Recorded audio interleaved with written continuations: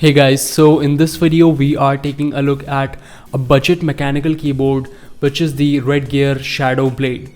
So this keyboard comes in at under 2500 rupees and it's a full-size mechanical keyboard which comes with blue switches and a volume knob. So in this video we will check it out and we'll see if this is worth buying or not.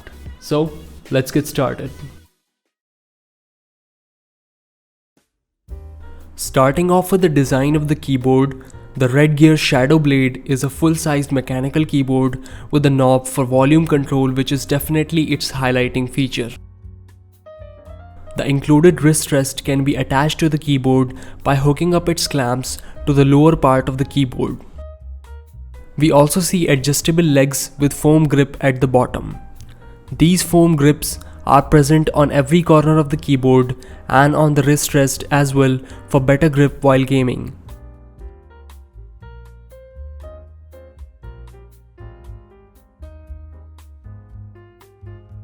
Another good thing Redgear has included in this keyboard are these grooves on the bottom for better cable management.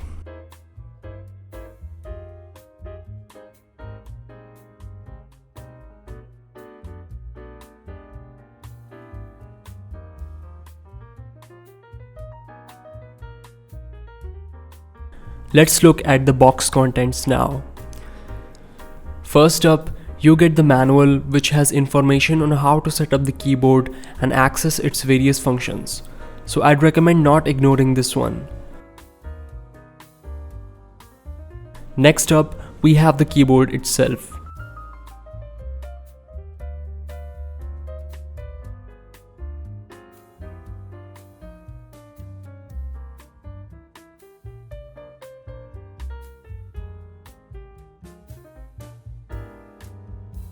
We also get wrist rest included in the box,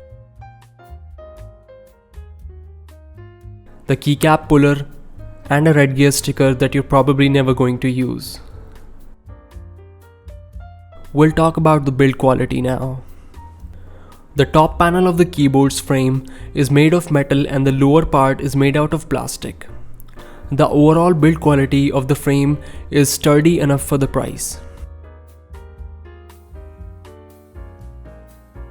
The keycaps are good quality double shot keycaps, so no compromises there.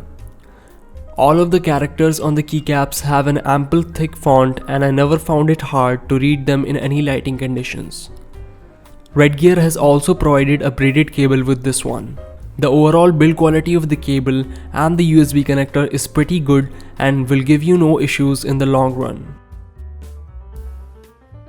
Coming to the switches, this keyboard is only available in blue mechanical switches, although it would have been nice to see if Redgear released more options for this. Redgear hasn't mentioned specifically what switches they have used, but they seem on par with Otamu switches on my GK16 Firefly. The stabilizers used on this keyboard are generic cherry style plate mounted stabilizers. They're not the best, but they are good for the price point and get the job done. Now for the volume control, we have a backlit knob constructed out of plastic with a rubbery texture on top. The rotating movement is great and crispy. Only thing that's not great with the knob is the amount of force that's required to actuate it for play and pause. I think it would have been better if it was a bit less rigid. Other than that, it works and it works exceptionally well in all kinds of media. It's especially a big relief in games when you can use it to change the volume on the fly. Now it's time for the sound test.